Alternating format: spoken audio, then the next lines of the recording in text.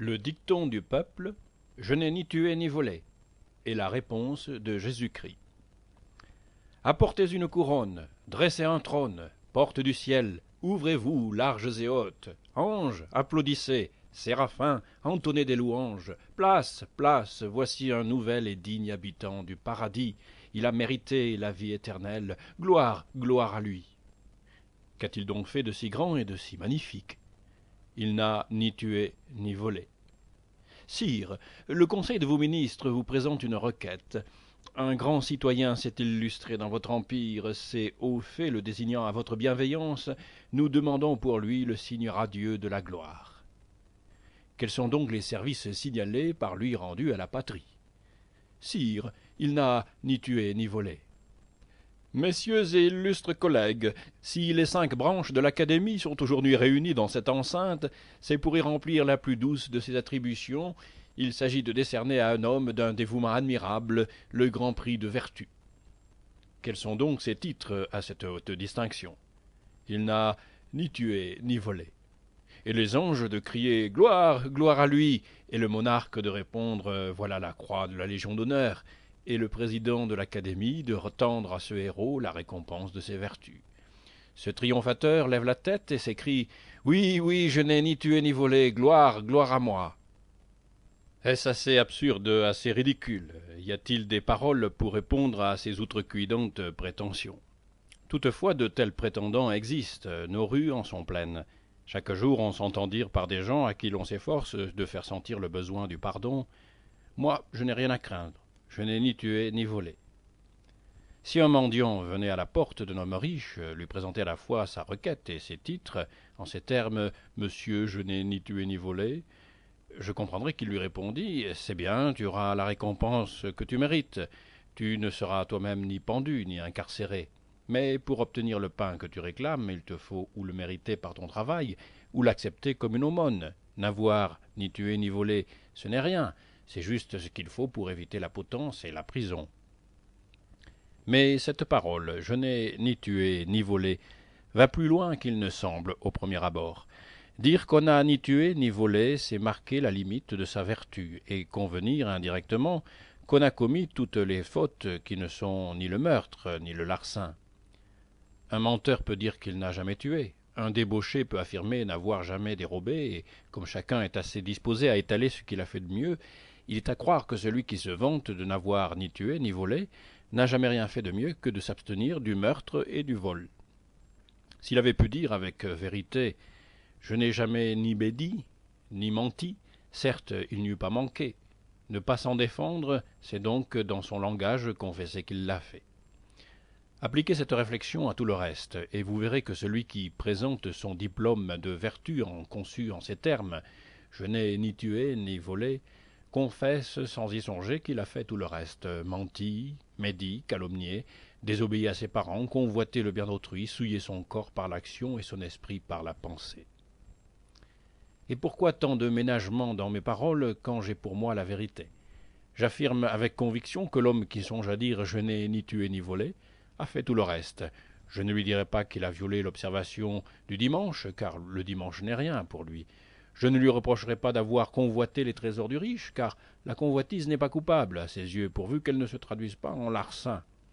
Je n'observerai pas que la fortune et le plaisir sont ses idoles, qu'il s'en occupe beaucoup plus que de Dieu, car il me répondrait que cela ne fait de tort à personne et que le bon Dieu s'inquiète peu qu'on l'adore ou qu'on ne l'adore pas. Non, je ne veux lui présenter aucune de ces réflexions, mais je puis sur d'autres points interroger sa vie et sa conscience.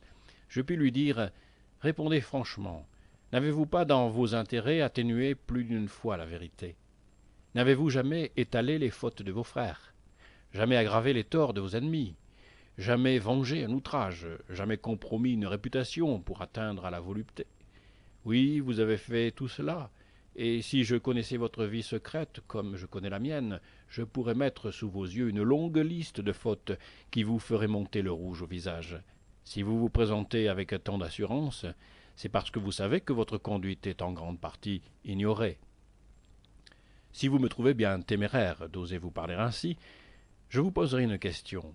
Vous qui dites « je n'ai ni tué ni volé », pourquoi donc ne dites-vous pas d'ordinaire « je n'ai ni menti ni médit » ou bien je n'ai ni orgueil, ni égoïsme, ou bien je n'ai jamais commis une action impure, ni conçu un désir coupable.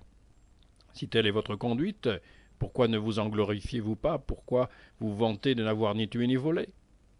Je vous défie de dire la tête haute, je n'ai jamais menti, jamais médit, jamais souillé ni mon cœur ni ma main.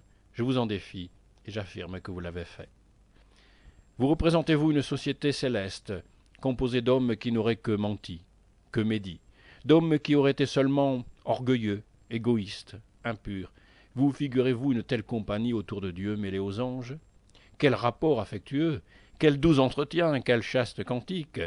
Voyez-vous d'ici sur le fronton de votre futur paradis cette fastueuse inscription « Ici, personne n'a tué ni volé ». J'entre, et en effet, je ne vois pas une goutte de sang sur vos mains, pas une trace de fer à vos pieds, mais l'un se vante à l'autre qui ne l'écoute guère. Celui-ci médit auprès de celui-là qui fait écho à sa parole. Tous se ménagent en public et se haïssent en secret, jusqu'à ce que leur égoïsme éclate et les oblige à se fuir. Quelle agréable société! Voilà le bonheur éternel de ceux qui n'ont ni tué ni volé. Mais vous qui vous vantez de n'avoir jamais ni tué ni volé, en êtes-vous bien sûr? Je sais bien que ma question vous étonne, qu'elle vous indigne peut-être. N'importe, veuillez écouter jusqu'au bout. Tuer, ce n'est pas toujours frapper avec un poignard. Voler, ce n'est pas toujours mettre la main dans la poche de notre. On peut tuer et voler de manière bien différente.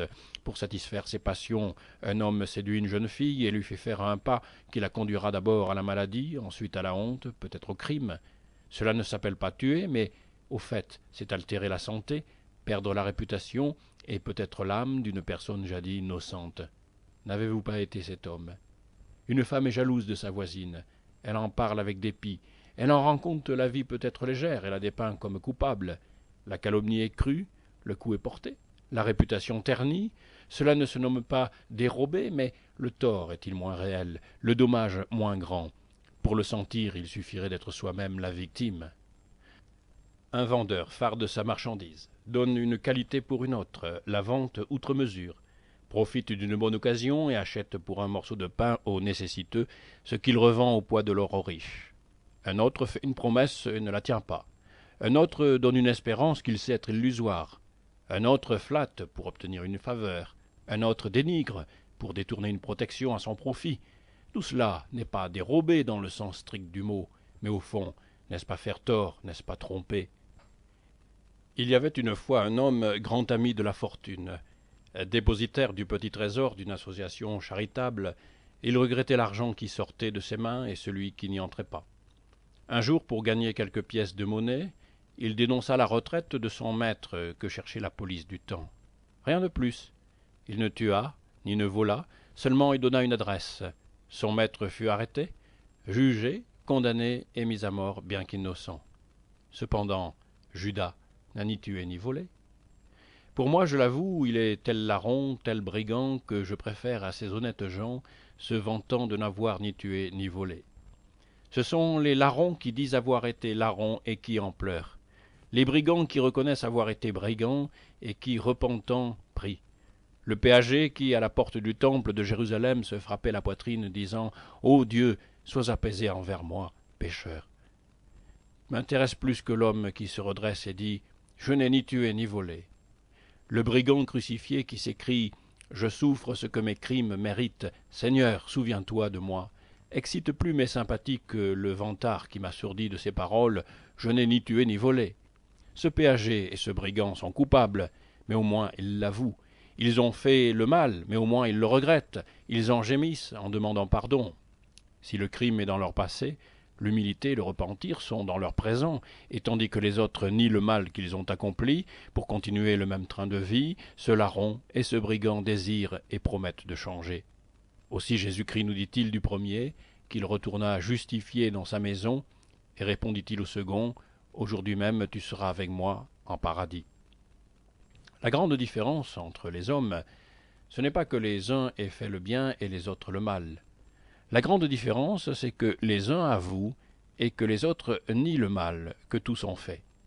Ce qui constitue le coupable devant Dieu, ce n'est pas telle ou telle violation, c'est toute violation. Chacun pêche selon ses goûts, selon les circonstances, selon son éducation, mais tous pêchent, et voilà l'essentiel. Ce serait une étrange justification pour un prévenu devant les tribunaux que de dire sur les 10 000 articles du Code, il en est 2 que je n'ai jamais violés, je n'ai ni tué ni volé.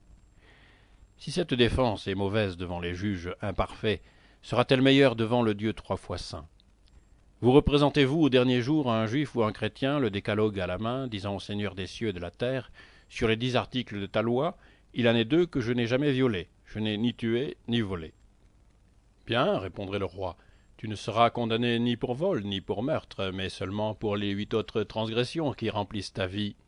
Qu'on le jette au milieu des ténèbres, non pas avec les voleurs et les meurtriers, mais avec les impurs, les menteurs, les rebelles à père et mère, les orgueilleux, les médisants et les calomniateurs.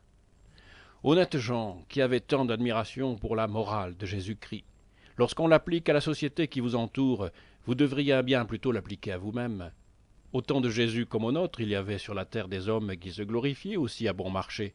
Écoutez ce que le moraliste par excellence leur disait. Vous savez qu'il a été dit « Tu ne tueras point, et celui qui tuera sera justiciable du tribunal. Mais moi je vous déclare que quiconque seulement s'irrite contre son frère et l'injurie est digne du feu de la géhenne. Vous savez qu'il a été dit « œil pour œil et dent pour dent. Mais moi je vous dis, ne résistez point aux méchants. S'il te soufflette sur la joue droite, présente-lui aussi l'autre. Si quelqu'un veut intenter un procès pour avoir ta tunique, abandonne-lui plutôt encore le manteau. Vous savez qu'il a été dit « Tu ne commettras point d'adultère ». Eh bien moi je vous déclare que quiconque regarde une femme avec convoitise a déjà commis l'adultère dans son cœur. Vous savez qu'il a été dit « Tu aimeras ton prochain et tu haïras ton ennemi ». Eh bien moi je vous dis « Aimez vos ennemis, priez pour vos persécuteurs. Si vous n'aimez que ceux qui vous aiment, que faites-vous d'extraordinaire? Les païens n'en font-ils pas autant? Soyez donc parfaits, comme votre Père céleste est parfait. » Cette morale est belle ou non? Voudriez-vous qu'elle fût pratiquée par vos compatriotes, vos voisins, votre famille et vos adversaires? Oui, certes, vous voudriez qu'elle fût observée par le monde entier, excepté par vous, satisfait de n'avoir ni tué ni volé. Eh bien, ce dernier trait vous condamne. Vouloir que les autres suivent une morale sublime et s'en tenir soi-même à une morale terre-à-terre, qu'est-ce que sinon l'hypocrisie et la lâcheté? Soyons plus sincères et plus humbles. Imposons-nous la morale que nous mettons sur la conscience d'autrui, et alors, sans nous enorgueillir du mal que nous n'avons pas fait, nous gémirons sur celui que nous avons accompli. Au lieu de nous vanter, nous nous humilierons. Loin de réclamer une récompense, nous implorerons un pardon. Et c'est ici le triomphe de Jésus-Christ. Après avoir proclamé une morale sévère en commençant son ministère, il proclame la miséricorde au moment de la finir. Il met la loi devant ceux qui se prétendent justes, mais il annonce la grâce à ceux qui s'avouent pécheurs. Impitoyable pour les orgueilleux, compatissant envers les humbles. Voilà en 2 mots Jésus-Christ. À vous de voir si vous élèverez encore votre bannière glorieuse, ornée de cette belle inscription « Je n'ai ni tué ni volé », ou si vous accepterez pour étendard la croix qui humilie le pécheur, mais qui relève, pardonne et sauve ce pécheur humilié.